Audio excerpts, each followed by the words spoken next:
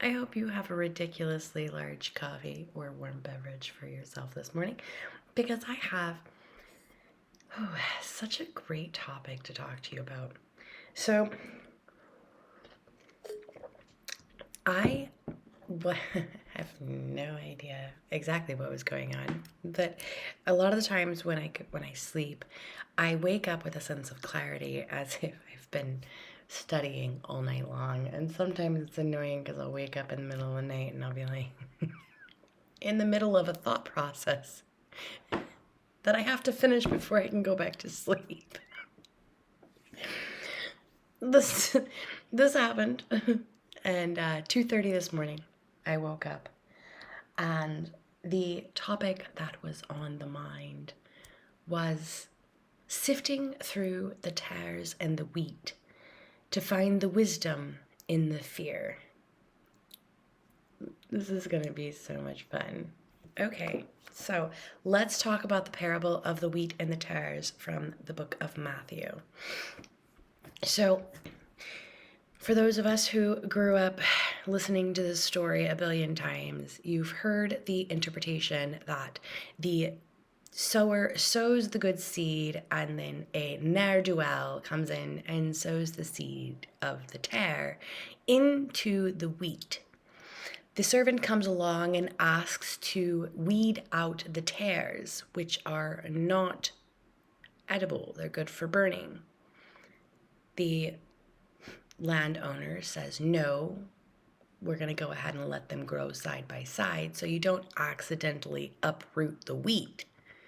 Once that they are fully in bloom and are reaped, then they can be separated, right? Okay.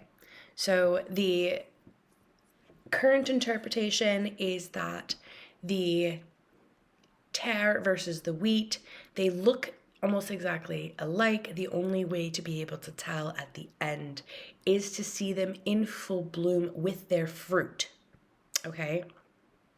And the current interpretation is that the tares are evil people that are not true believers, and the wheat are the souls that are believers that are bearing fruit. So there's a difference between the two, the one that does not bear fruit, the one that does, okay?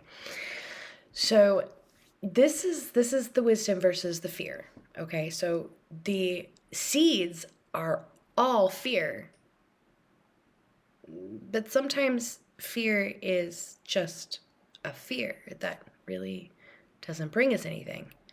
Other times, deep-seated fears can lead to deep-rooted wisdom. So, for example, my greatest fear as a mother was always that my children wouldn't love me and that they would eventually turn their back on me. This is not because of no reason, right? There's a reason that these fears exist. I do not have a very good relationship with my mother. My mother's mother did not have a good relationship with her mother, etc. It's obvious at this point that it is generational, right? And so it is not something that I was programmed into believing so much as it was downloaded into my system that this was going to happen. And so this for me was a very crippling fear because it caused me to do things that I would not normally do out of fear of this coming into fruition. Now, as we know, there are such things as self-fulfilling prophecies. And for those of you who do not quite understand this concept, it is the concept that you guard yourself against a particular outcome and then end up bringing that outcome into existence just because of the fact that you were prepared against it.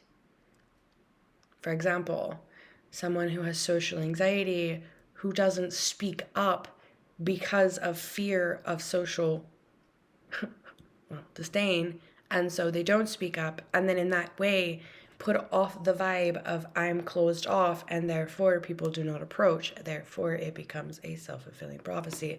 You put up the wall works, and then you think, well, people don't like me because I am the way that I am. When really, honestly, it's because you're preparing for them to not like you, right? So same thing with this fear of not being loved by my children. Now, this fear came even before I became a mother. I've had this fear since I was a child, okay? And so this is one of the many fears that I told myself I had over the years. But this one is legit. Like, I treated my children a specific way and treated myself a completely different way in order to keep this fear from coming to fruition. Okay? So, how do we extract the wisdom from that fear? Okay, what are the things that the fear causes? First, what are the reactions to the fear? Second, what are you doing preparing for that fear? Third, okay, so let's start with the very first thing. Feel it. Bring that fear to your mind and feel the most visceral reaction you could possibly have to that fear. And allow it to sink into you as if this fear has truly come to fruition. Play the tape through. Feel that fear. Feel how it will affect every decision along that line for a few minutes. Not for very long. And if you have generalized anxiety disorder, you're damn good at this. So play it through. But be like ridiculous when it comes to, if you think this fear is going to come true, make it the worst possible way it could possibly come true. Make it the worst situation you could possibly imagine. And then sit in the feeling and watch everything around you burn in that particular situation.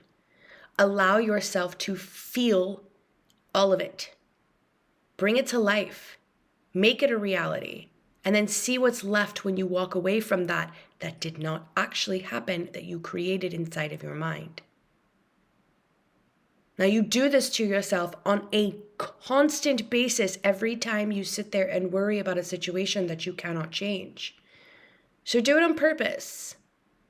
See what you're doing to yourself. Feel your body. Feel the reaction of your heart, your mind, your skin, your blood, all of it. Feel the reactions and trace back all of that energy and find where the pain really roots in. For me, it wasn't actually my children not loving me. It was never being able to repair the feeling of having an ill relationship with my own parents. But it wasn't the physical reality of my situation, but the perceived feeling of that relationship. I had a huge hole in my heart because of the way that I grew up. All I could see was my children looking at me the exact same way that I looked at my parents, regardless of how I treated them. So I got into the very root of the pain that fed onto that fear, and I found the wisdom. And that wisdom is everybody else's interaction with me is their choice, not mine. And if I am going to continue to sacrifice myself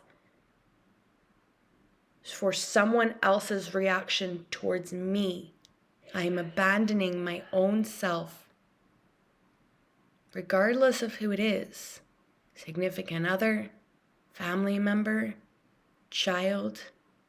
Their perception of you is theirs. And if I am going to sit here and continue to punish myself I'm going to end up making it a reality. Because I'm going to focus so much on me in that relationship and how I am coming off and presenting myself to them, then it becomes very selfish of me. And eventually my children see it as she doesn't care about me. All she cares about is her. And now they don't want anything to do with me. And I've made it a reality because all I'm focusing on is the pain of the fractured relationship that has nothing to do with my children. There's another piece of wisdom there. We don't carry the pain from a different relationship into something new. That is a self-fulfilling prophecy. If you assume that a new person is going to carry the exact same Louis Vuitton as the person that just left your life, then you're going to assume they have the exact same thing in that Louis Vuitton. And inside of that Louis Vuitton, inside of your mind, it's a whole bunch of sadistic weapons. Because all you see is that Louis Vuitton. And you're just assuming they're going to bring the same stuff in that side of that same damn bag. This is where we separate the fear from the wisdom. The wisdom I gained from the last relationship is not going to cloud the new relationship. It's going to illuminate what I'm no longer going to accept into my life. And for that reason, if I trust myself and I know that I'm trusting the wisdom that I have, I'm not going to allow that same ass Louis Vuitton to come into my life, right? Because I can already see it wasn't the Louis Vuitton. It was in the face the whole time, right? So instead of focusing on the wrong thing like I was with the relationship with my child, instead of focusing on the repairing of the parent-child relationship, I was focusing so much on the child part of the dynamic that I wasn't focusing enough on what am I doing to myself, right? You can't earn respect if you don't respect self. So separating the fear from the wisdom allows you to walk empty-handed into the next situation without carrying the past with you. I hope you have a fabulous day and that this actually helped.